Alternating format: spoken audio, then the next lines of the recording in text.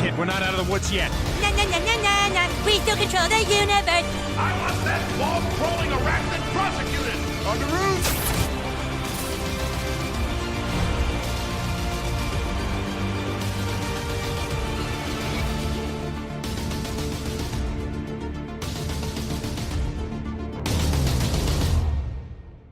X-Men Apocalypse is the third X-Men film in this like prequel series of the X-Men, even though the timeline in the X-Men movies is thrown out the window because it doesn't make any bloody sense.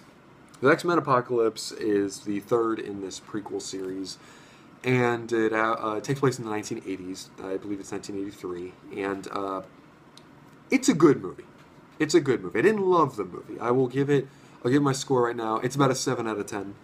I didn't love it. I liked it. But the problems with this movie are literally the movie takes a stop to give you some fan service right smack dab in the middle of the movie for no reason. It's a good movie. It does its job well, but then it disservices a lot of its characters.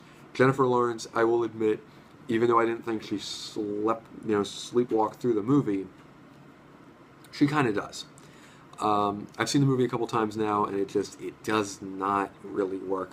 Apocalypse, look, I love Oscar Isaacs in whether it be Inside Llewyn Davis, or whether it be Star Wars: The Force Awakens, or any stuff like that. I think he's a really talented actor.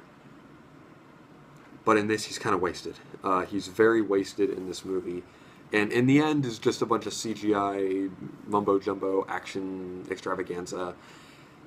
And it's kind of dumb. It's really dumb. That's all I gotta say. I mean, there are certain things I like about this movie that tie into the other X-Men movies very well, but in the end, it's just kind of forgettable. There's a really good Quicksilver scene, much like Days of Future Past, but outside of all that, it is not a great movie. It's probably my least favorite of the X-Men films. But it's not a bad movie. It's not a bad movie in the slightest, so I'm going to give it a 7 out of 10.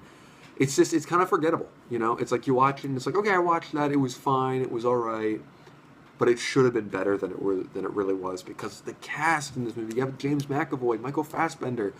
I know Michael Fassbender wasn't great in something like, I don't know, Assassin's Creed, but you know, this guy has an Oscar nomination, this guy's an Oscar-nominated actor. James McAvoy, is always great in everything he's in. I mean, come on.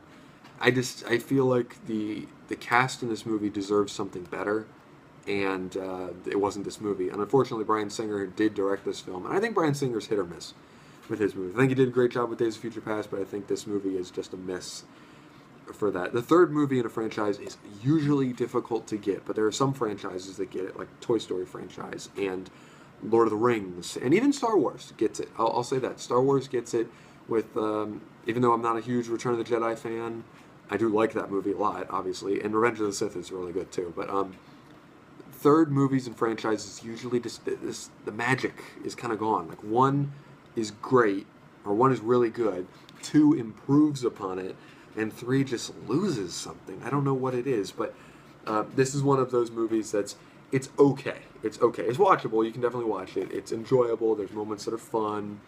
But it's kind of by the numbers, and overall it is just a forgettable X-Men movie when we had a very, very enjoyable X-Men movie in Days of Future Past. So I'm going to give this a 7 out of 10. And as always, guys, thank you for watching this. Please comment below what you thought of the film. If you have not seen the film, are you interested in seeing it now that I gave it a okay review? And as always, guys, I am Andrew the College Critic, and I will see you all next time. Goodbye.